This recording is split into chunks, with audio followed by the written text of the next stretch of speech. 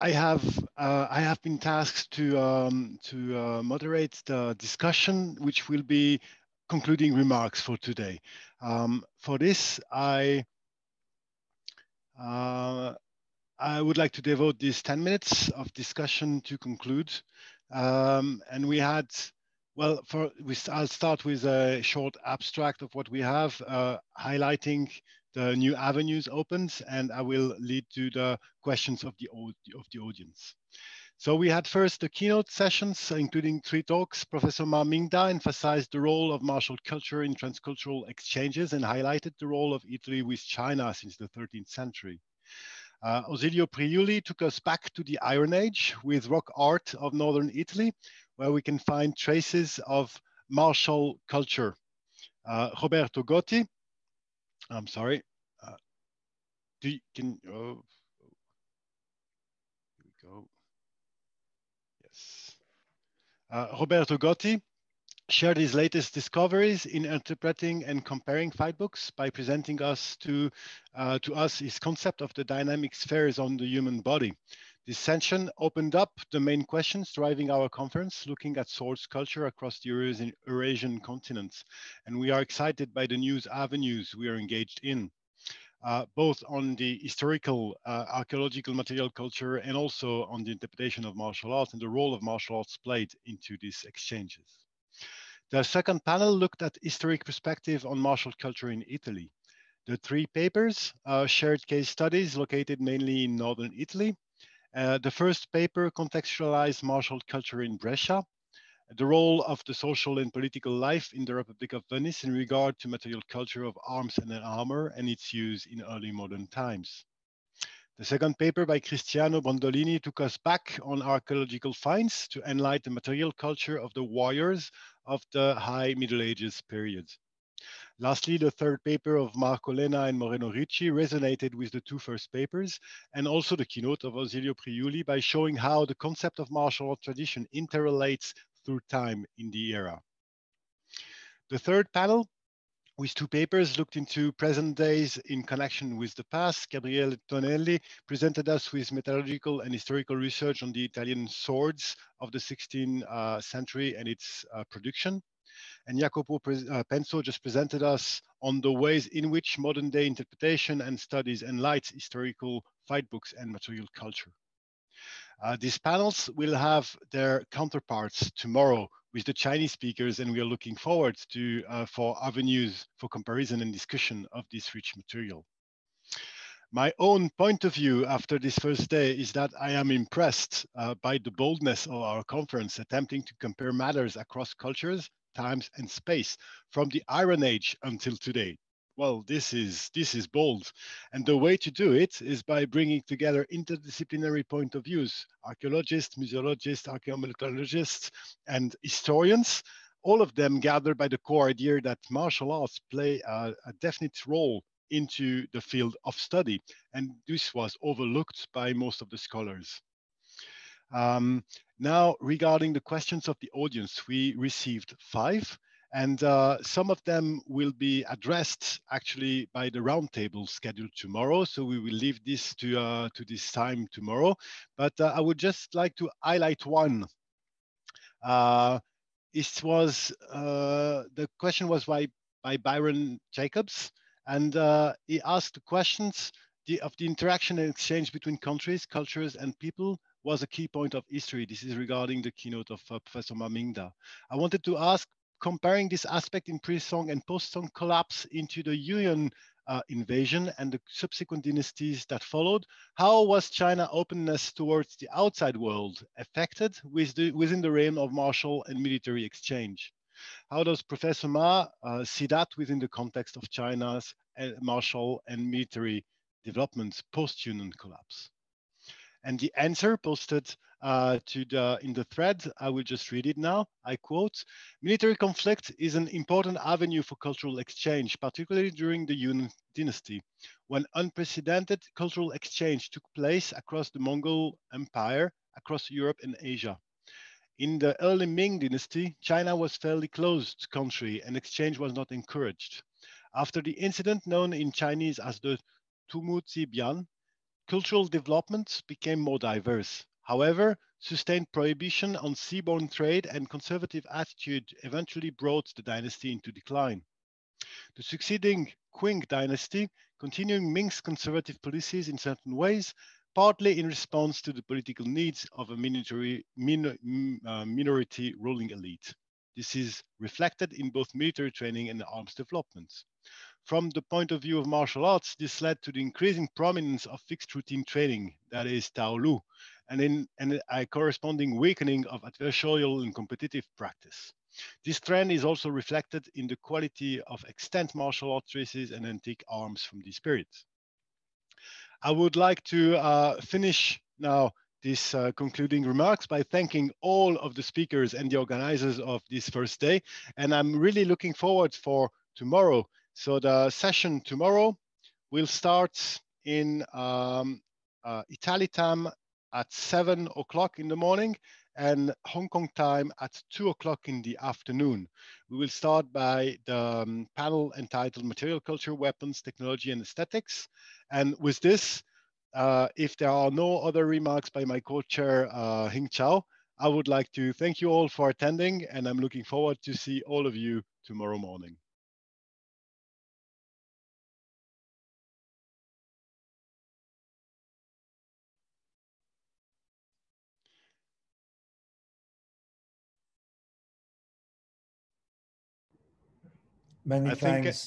Many thanks, Daniel, for your wonderful summary of the proceeding today. I just received a question from China. The question is directed to Roberto. I don't know if Roberto is around, but if he is, I would appreciate, or the audience would appreciate Roberto shedding further light on your description and discussion of the dynamic sphere.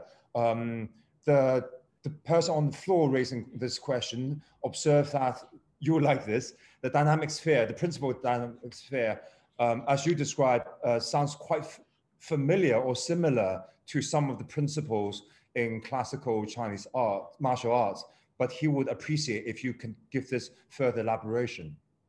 Roberto, you here? Amico mio, yes, I will be here for 2 days, it seems. And I don't know the name of this person, but he will be guest in our school and in our facilities because he touch when he would like, because he touch the key point. You know that my paper was only 20 minutes, but the book behind the paper that is a gift to this international conference is 100 pages. So the answer is in that 100 pages, and I can sum it now. What the masters, they put in the books, what the master leave in the books that we were able to find and study are only tracks. These tracks, they have the roots, they go back till the prehistory, or what we normally call prehistory. That was a time of enormous knowledges. When we speak about the dynamic sphere, we speak about Dante Alighieri, Leonardo da Vinci, but we speak about Hermete Trismegisto, the knowledge in the Mediterranean and the Near East area, precedent to the Roman and classical culture.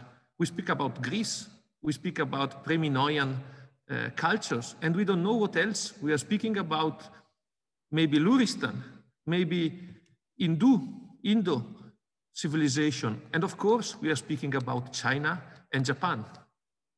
I learned Aikido, and in Aikido, the real Aikido of Maestro Ueshiba, the old Aikido, the one of the beautiful video, there is all the dynamic sphere exactly the same that we are rediscovering and trying to rebirth now in our school. I think that this is the point, this is the key point of our conference. We are searching common roots because we are human people. We are the same. Our body is made in the same way. So the truth cannot be 100 different truths. The truth must be one. The gesture must be one. the correct one must be one. Maybe my one is wrong. I'm still searching the correct one. But yes, there are the genius idea of ENG, Professor Jeffrey Shaw, Daniel, to put together us in this conference is exactly this. We are searching something. We smell that there is something in common. For too much time, we were separated by borders, by idea of nationalism or idea of individualism in the school. Each school is a garden. No, it's wrong. I think that this person touched the real point. The dynamic sphere can be one of the bridges through the cultures. This international conference and the exhibition is about this, is about the possibility to find a common understanding. To do this, we must research back in the past as much as we can with all the tools that we have. I consider the book of the master not like something sacred to put in a temple. They are tools. Our life are tools. We must understand and we must go back. The prehistoric engravings of Ausilio Priuli, his understanding of the prehistoric engravings is another tool.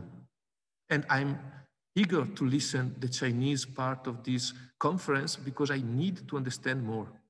And when the project of Ying Chao will include in the next step the Japanese culture, and I don't know what else, maybe the Maori one, or I don't know which else, we will have other tracks, other tools to understand. Yes, the dynamic sphere is exactly the same that you maybe feel in Japan, or you maybe feel in New Zealand, or you maybe feel in China. But I'm too ignorant to express it well. I hope Ying to have answered. Roberto, thank you very much. We cannot let you go just as yet because there's a second part of the question that just came through. The gentleman raising this question is Jeffrey Mao, who is actually one of your indirect students, but he's a follower of the Opera Nova system in China. You'll be happy to hear. He wants to know further from you, from the maestro, how the principle of dynamic sphere also extends to the use of other weaponry system within Opera Nova. First of all, the maestro is died many years ago. I am a student, my friend Ying. And yes, what is fantastic, what we were able to reconstruct in these 30 years is that there is no one weapon. We use the knife in the same way that we use the two-handed sword. We use the halberd in the same way that we use the bare hand. This because you reach few basic understanding. And then this basic understanding, they explode. They explode naturally with any weapon in the hands. Unfortunately, I cannot show now also if I have a gym behind me, but the same gesture that we do with the two-handed sword, we do with the bare hand and we do with the knife, because technique is nothing. Technique is an expression. Techniques are like and weapons, even less than nothing. They are only the flowers on a tree. What is important is the life inside the tree, even not the tree. We are the tree. We are the wood and the vegetation on the wood. But what is important is the explosion inside. How this explosion go to it and go to parry. How light we are on the feet. This is what is important. So weapon does not count. And we can do the same assalti. We can do the same kata, because Marozzo was very kind and he lived to us kata, Taolu. We can use the same one with any weapon. And we found tracks of it in the book of the master. But this will be understood maybe by the paper that we wrote for the conference.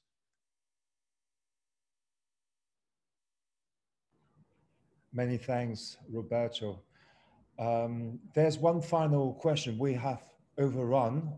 However, this is the last session. So if people are still interested, maybe we can press on with the final question, which is from a martial arts practitioner from Israel, Abi Moria. He's a practitioner of the Chinese martial arts, Xing Yiquan, as well as the Filipino martial arts, Serrada Eskrima. He asked whether one of the Italian speakers could focus on espada y daga, the use of the sword and dagger in the Italian tradition. Follow-on question is whether the dagger is also used for other techniques other than for stabbing when used with the sword. Roberto, I think that question is probably for you as well. Well, you know, I think in all culture, not only in the Italian or North Italian culture, the dagger come before than the sword. In the bronze and the copper culture, the dagger was before the sword even appear on the earth. So the first sword is the dagger. And we use the dagger in, we find tracks of it in the Renaissance treaties, but we can see it also in the Roman sculpture and prehistoric engravings. So we have, for example, clock and dagger, but we have Dioscuri sculpture of Greek and Roman period with the clock and dagger. We have prehistoric engravings with only the dagger. We use the dagger in the alone, so there is all a knife fighting system in the Renaissance books, but also in the regional living tradition still alive in Italy. And we have beautiful example of how the dagger was used already in the Roman, Greece, and prehistoric times. So yes, we use the dagger with many other weapons. You have the dagger behind you when you have only a two-handed sword and you can finish the battle or prolong the battle with the dagger. You have dagger against dagger, sword and dagger. Then you have clock and dagger. And again, there are typical techniques for each one of these systems, but the system is the same. So it's very rich, the word of how to use a dagger. And I'm particularly in love with the word of how to be, or how to fight against a man with the dagger when you have nothing in your hands. Because these appear to be patrimony only of modern combat system, military combat system of modern ages, but it was exactly the same in the Renaissance master techniques and prehistoric engravings that we have found. So Marozzo teach us exactly what I've learned in Aikido. Marozzo teach us with bare hand and against dagger what maybe we find in Judo or in Krav Maga or in other modern system and culture. Once again, thank you, Roberto, for a very comprehensive answer. I think we have no more questions from the floor. Thank you everyone for attending. Tomorrow we start again at 2 p.m. Hong Kong time, 7 a.m. Italy time. As Daniel, my co-host, said earlier, tomorrow it's meant to be a counterpart to the presentations today. So we will have several sessions that correspond to today's presentation by Italian speakers coming from China. And also at the end of tomorrow, we're going to have a roundtable discussion where the conference organizers and the keynote speakers, plus Professor Jeffrey Shaw, will discuss some of the core ideas that have been bounced about during the conference. Thank you to you all, and I hope you can join us again tomorrow. Grazie.